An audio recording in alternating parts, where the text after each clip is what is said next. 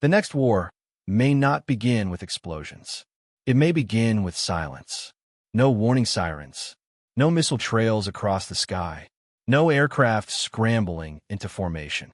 Just a flicker, a power grid glitch, a satellite signal interruption, a banking network freezing for seconds, then minutes, then hours.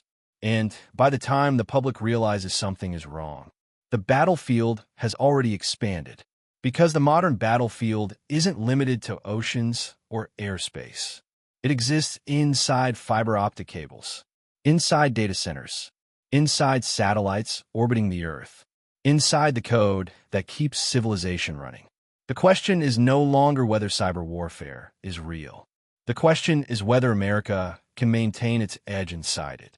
For decades, the United States dominated conventional warfare through scale, technology, and global alliances.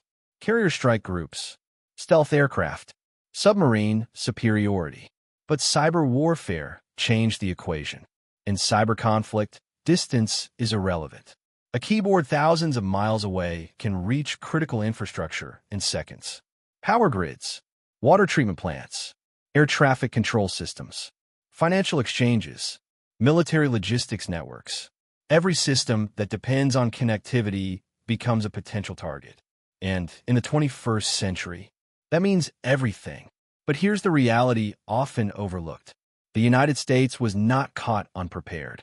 While public attention focused on physical battlefields, America quietly built something else. A digital command structure. Integrated, persistent, invisible. United States Cyber Command operates as a unified military command dedicated exclusively to cyberspace operations. Its mission is not reactive defense alone. It is persistent engagement. That means monitoring adversary activity in real time. Mapping digital terrain. Identifying vulnerabilities before they are exploited. And when necessary, disrupting hostile networks before they can launch coordinated attacks. Because in cyber warfare, defense alone is insufficient. Deterrence requires capability, and capability requires offensive reach. America's cyber edge begins with infrastructure. Across the country, hardened data centers process government communications. Redundant satellite networks ensure military continuity even under digital assault. Encrypted command systems isolate critical operations from public internet exposure. But infrastructure alone is not enough. The true advantage lies in integration. Cyber operations are not isolated from conventional forces. They're fused with them. If a carrier strike group deploys in the Pacific, cyber units are already monitoring digital chatter surrounding that deployment. If an adversary tests missile systems, American cyber teams analyze telemetry data patterns. If tensions escalate, digital reconnaissance intensifies. Modern deterrence operates simultaneously across physical and digital domains. Because cyber warfare doesn't replace traditional conflict. It shapes it, and shaping the battlefield before kinetic engagement is the essence of strategic advantage. But cyber warfare is asymmetric. Unlike aircraft carriers, cyber tools are not visible. They are coded, stored, hidden. A sophisticated cyber capability can be developed at a fraction of the cost of traditional military platforms. That lowers the barrier of entry. State actors, proxy groups, non-state actors, all can participate, and that makes attribution difficult. In missile warfare, radar tracks trajectories. In cyber warfare, attackers mask origin points, false flags, layered routing, compromised third-party servers. The digital battlefield is designed to obscure responsibility, and ambiguity complicates retaliation, because retaliation requires certainty. Yet America's edge lies not only in tools, but in intelligence. The United States integrates signals intelligence, satellite surveillance, human intelligence, and cyber reconnaissance into a unified analytical framework. Patterns are studied, anomalies are flagged, digital fingerprints are cataloged. Over time, adversaries reveal behavioral signatures, code styles, operational rhythms, infrastructure preferences, and once identified, those signatures become vulnerabilities. Cyber warfare is not just about breaking into systems. It is about understanding ecosystems, understanding how adversaries structure networks, how they test offenses, how they escalate, and how they retreat. Because winning the cyber war does not necessarily mean eliminating all attacks. It means maintaining superiority in escalation control. If adversaries know their networks can be penetrated, their command structures disrupted, their financial systems exposed, they calculate risk differently, and deterrence returns. But the battlefield keeps evolving. Artificial intelligence accelerates cyber operations. Automated intrusion detection systems analyze millions of events per second. Machine learning models identify irregular patterns faster than human analysts. Yet AI also empowers adversaries. Malware becomes adaptive. Phishing campaigns become hyper-personalized. Deepfake technology blurs the line between truth and deception. Information warfare merges with cyber warfare. Public trust becomes a target, and psychological disruption becomes strategic leverage.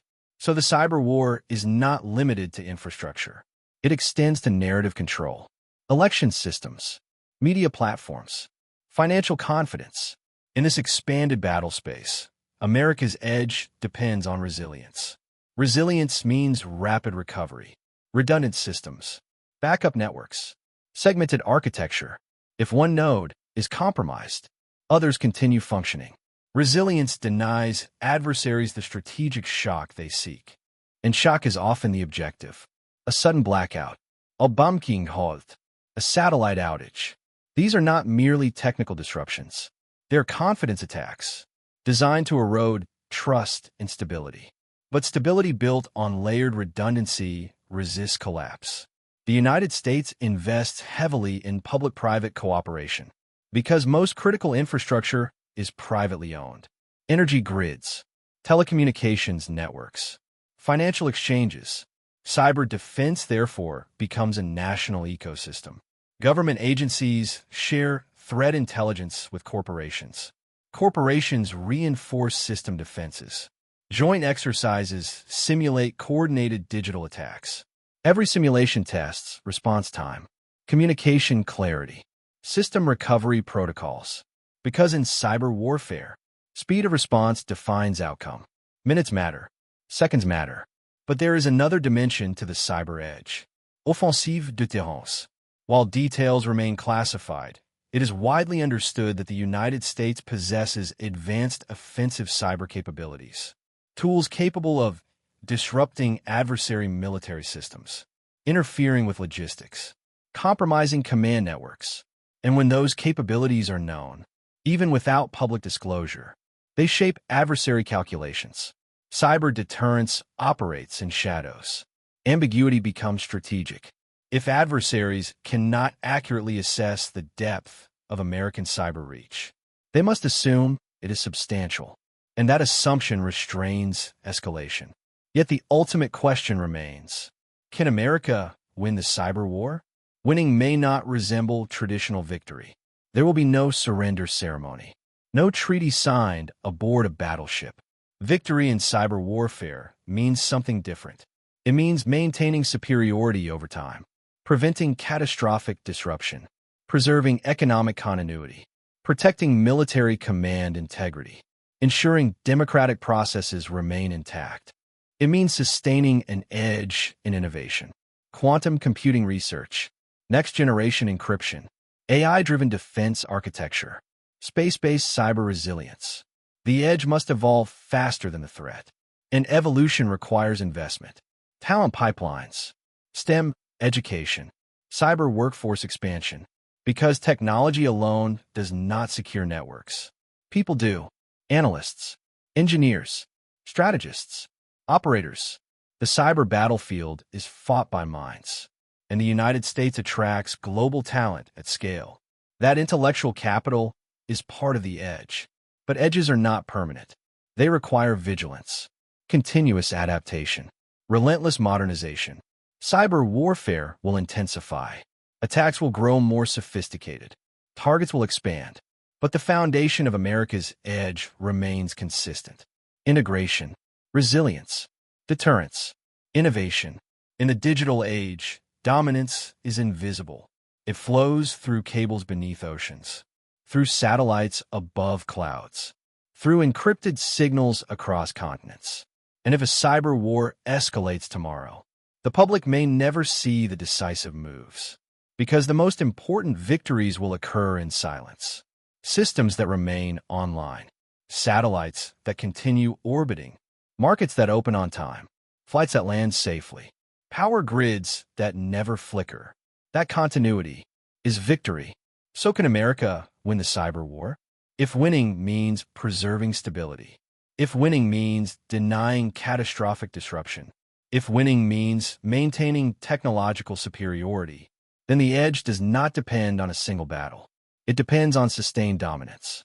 And for now, in the silent war of code and networks, America is not just defending. It is positioned, it is integrated, and it is ready. That is America's edge.